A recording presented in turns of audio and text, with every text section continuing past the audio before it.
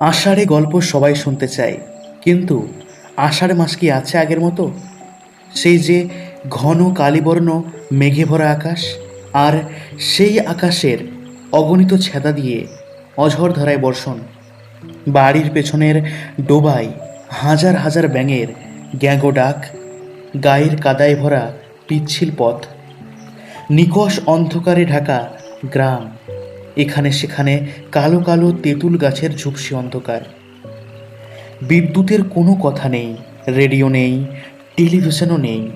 ডাকে খবরের কাগজ আসে 3 দিন পরে। গায়ে একজন ডাক্তারও নেই। রোগী নিয়ে সদরে যেতে হয় গরুর গাড়িতে করে। পোস্ট অফিস 3 ক্রোশ, থানা 6 ক্রোশ, শহর 15 ক্রোশ। এমন না হলে আষাঢ়ে গল্প জন্মাবে কোত্থেকে? সবাই জানে ভূতেরা আলোতে থাকতে পারে না, বিদ্যুৎ এলো তো ভূতেরা নিশ্চিহ্ন হলো। অথচ ভূত চাঁদের আলোয় ভালোই থাকে, হ্যারিকেনের ম্যাটমেটে আলো ছায়াতেও তাদের কোনো কষ্ট নেই। দিব্যি তেঁতুল গাছের মাথায় 1 পা, আর 500 হাত দূরে তাল গাছের মাথায় 1 পা রেখে নানা রকম খেলা দেখিয়ে অবসর সময় কাটাতে তাদের কোনো অসুবিধে নেই। এসব যখন চলে গেছে, তখন আর আষাঢ়ে গল্প কিছুতেই জমবে না। কাজেই জলজান্ত সত্যি একটা গল্প তোমাদের শোনাই। আমার বয়স তখন 14, রক্ত টকবক করে ফুটছে। সেই সময় আমার বড় চাচা কঠিন অসুখে পড়লেন। ওনার অসুখটা আজকাল অবশ্য অসুখই নয়, একেবারে ডাল ভাত হয়ে গেছে বলা চলে।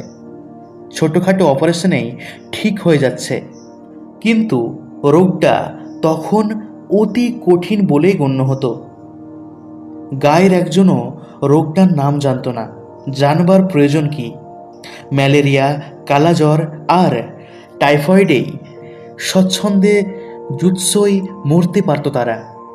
অন্য রোগের দরকারই ছিল না। কাজেই এই অজানা কঠিন রোগে আমার বড় চাচার নির্ঘাত যে মৃত্যু হবে, তাতে কোনো সন্দেহ ছিল না। বড় চাচারও না। তিনি তো রীতিমতো তৈরি হয়েই মরবার জন্য বিছানা নিলেন। এই কঠিন ব্যামো দেখবার জন্য আমাদের গা তো বটেই, আশেপাশের গা থেকে অনবরত লোক আসতে লাগলো। গায়ে একজন হোমিওপ্যাথ আর একজন ভয়াবহ অ্যালোপ্যাথ। সে লোকটা মাত্র একরকম মিক্সচার তৈরি করতে পারত, আর কোমরে কুইনাইন ইঞ্জেকশন দিতে জানতো।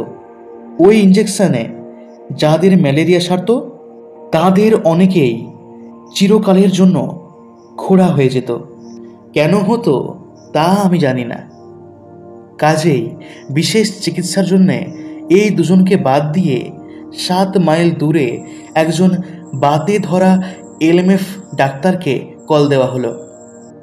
ওষুধপত্র তিনি কি দিলেন জানি না, তবে প্রস্রাবের কষ্ট দূর করার জন্য ক্যাথেটার লাগিয়ে দিলেন। একটা পাত্রে ফোঁটায় ফোঁটায় প্রস্রাব পড়তে লাগলো, আর এই অভূতপূর্ব চিকিৎসা দেখবার জন্য দলে দলে মানুষ এসে ভিড় জমাতে শুরু করলো।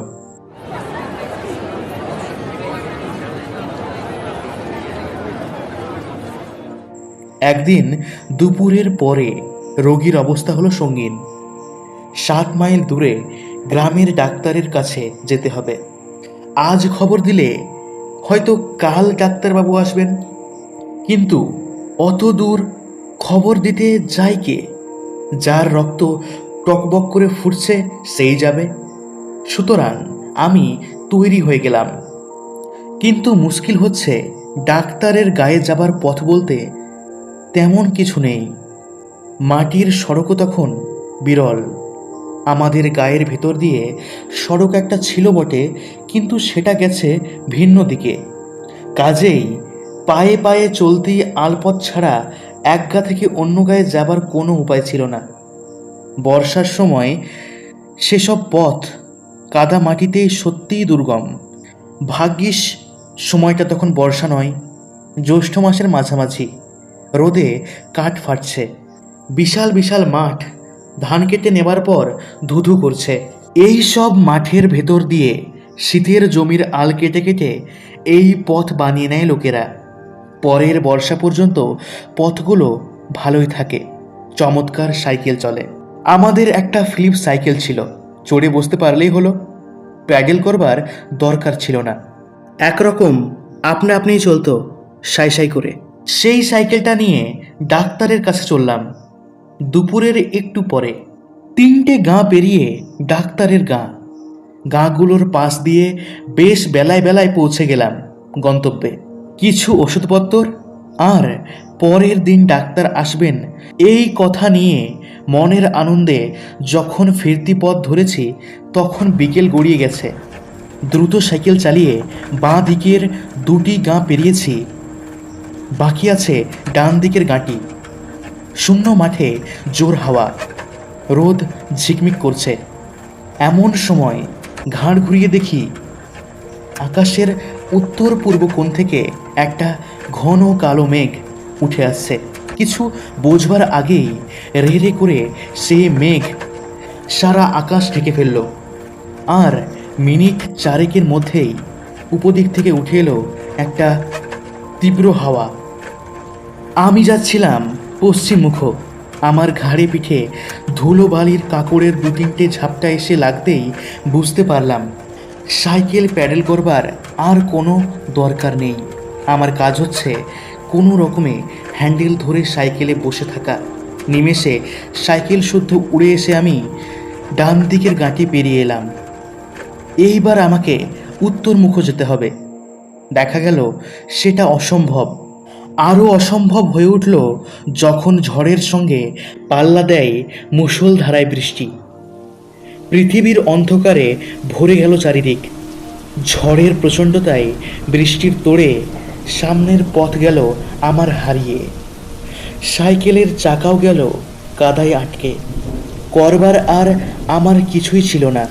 সাইকেলটাকে আঁকড়ে ধরে আমি দাঁড়িয়ে ভিজতে লাগলাম। যে গাঁটিকে ডান হাতে পেরিয়ে এসেছি সেই গাঁয়ের পশ্চিম পাড়ে বড় বড় 3টি দিঘি। তাদের পাড়গুলো তেঁতুল গাছের জঙ্গলে ভরা। কতক্ষণ আর খোলা মাঠের মধ্যে দাঁড়িয়ে দাঁড়িয়ে ভেজা যায়। একবার বিদ্যুৎ চমকাচ্ছে আর সাদা আলোয় ভরে যাচ্ছে চারিদিকের একেবারে ফাঁকা খোলা মাঠ। প্রচণ্ড ঝড়ের দাপটে দাঁড়িয়ে থাকাও যাচ্ছে না। শেষ পর্যন্ত সাইকেলটাকে ঘাড়ে নিয়ে আমি সে জঙ্গলে ঢুকে একটা বড় তেঁতুল গাছের নিচে গিয়ে দাঁড়াই। বৃষ্টি আর ঝড়টাকে যদি একটু আড়াল করা যায়। কোথাও কোনো জনপ্রাণী নেই। বিশাল মাঠগুলো ঝড়ে বৃষ্টিতে অন্ধকারে লণ্ডভণ্ড হচ্ছে। কড়ক কড়ক শব্দে মুহূর্তে বাজ পড়ছে। আর বিদ্যুৎ কালো আকাশ চিরে ফালা ফালা করে দিচ্ছে। বাঁচার আশা তখন ছেড়েই দিয়েছি। শুধু ভাবছি মৃত্যুটা কিভাবে হবে। এমন সময় আমার কাছ থেকে হাত 5 দূরে সাদা শার্ট পরিহিত ফিটফাট এক ভদ্রলোককে দেখা গেল। একটু অবাক চোখে লোকটির দিকে তাকাতেই তিনি অত্যন্ত স্বাভাবিক গলায় বললেন, এই ঝড় বৃষ্টিতে এখানে কেমন করে এসে পড়লে? ভিজে তো চুপসে গেছো। এসো আমার সঙ্গে, পাশে আমার বাড়ি। ঝড় বৃষ্টি ধরে এলে তখন নয় বাড়ি যেও। এমন স্বাভাবিকভাবে কথাগুলো বললেন যে আমার একবারও মনে হলো না এই দারুণ দুর্যোগে লোকটি হঠাৎ এখানে উদয় হলোই বা কেমন করে। আর এত ঝড় বৃষ্টিতে লোকটির জামাকাপড়ই বা এত ফিটফাট আছে কিভাবে? ঝড় বৃষ্টির মাতামাতি তখনও কিন্তু সমানে চলছে। একটিও কথা না বলে লোকটির সঙ্গে যাব। এমন সময় মনে হলো সাইকেলটা কি হবে। সাইকেলটার দিকে তাকিয়েছি। লোকটি সঙ্গে সঙ্গে বলে উঠলেন, ও সাইকেলের কথা তোমাকে ভাবতে হবে না, থাকুক না এখানে পড়ে, কেউ নেবে না, সকালে ব্যবস্থা করা যাবে ক্ষণ। এই বলে সে হাঁটতে শুরু করলে আমিও নিশ্চিত মনে তার পিছনে পিছনে চললাম। খুব স্বচ্ছন্দ ভঙ্গিতে হাঁটছেন লোকটি। পা যেন মাটি স্পর্শ করছে না, বাতাসে জামা কাপড়ও একটু নড়ছে না, বৃষ্টিতে যেন ভিজছেও না। খুব অবাক করা কাণ্ড, কিন্তু আমার কাছে তখন সবই স্বাভাবিক। আমাদের ওদিকের গাগুলো যেমন হয়, গাঁয়ের শুরুতেই বড় বড় দিঘি, আম, জাম, কাঁঠাল, তেঁতুলের বড় বড় জঙ্গল, ধান ক্ষেতের ভিতর দিয়ে পথ, তারপর একটা দুটো বাড়ি, তারপরেই রাস্তার দুপাশে ঠাস বুনুনি, মাটির বাড়ির সারি।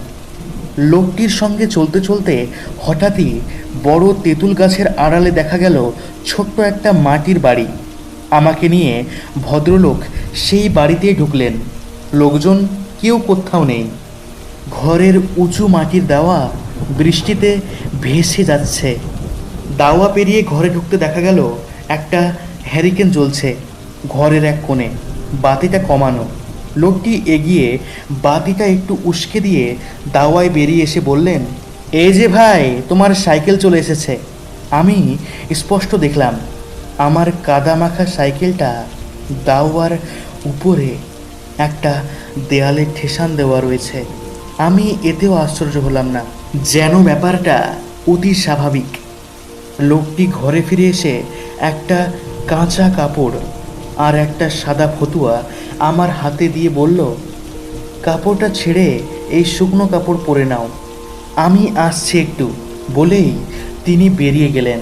কাপড় হাতে নিয়ে দেখলাম উঠানের এক ধারে একটা গোয়ালে গরু ছাগল বাঁধা আছে, আর এক ধারে একটা রান্নাঘরের খানিকটা দেখা যাচ্ছে।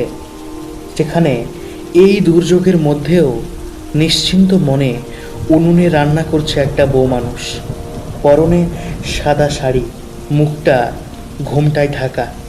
আমি কাপড় চোপড় ছেড়ে সুস্থ হয়ে বিছানায় বসেছি।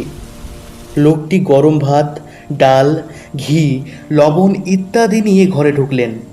নাও ছোকরা, খেয়ে নাও। বেশি কিছু আমি জোগাড় করতে পারলাম না। ভদ্রলোক ঠাই আমার পাশে দাঁড়িয়ে থেকে আমাকে খাওয়ালেন। পরম তৃপ্তির সঙ্গে খেয়ে উঠতেই তিনি আমাকে চৌকির বিছানায় শুইয়ে মশারিটা খাটিয়ে দিয়ে হ্যারিকেনটা কমিয়ে দিয়ে বললেন, শুয়ে পড়ো ভাই, সকালে তোমাকে ডাকবো, বলে তিনি চলে গেলেন।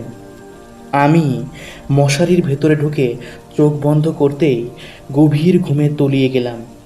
যখন ঘুম ভাঙল, দেখি তেঁতুল তলায় ঠাঁই দাঁড়িয়ে রয়েছি। কাদামাখা সাইকেলটা পড়ে আছে পাশে। ঝড় বৃষ্টি থেমে গেছে। সকাল হচ্ছে, পাখিরা কিচিরমিচির করছে। ব্যাপারটা কি বলো তো? শুনলেন হাসান আজিজুল হকের কলমে ভূতে বিশ্বাস নেই। পরের সপ্তাহে আবার একটা নতুন গল্প নিয়ে আসবো আমি। ততক্ষণ ভালো থাকবেন, সুস্থ থাকবেন। ধন্যবাদ।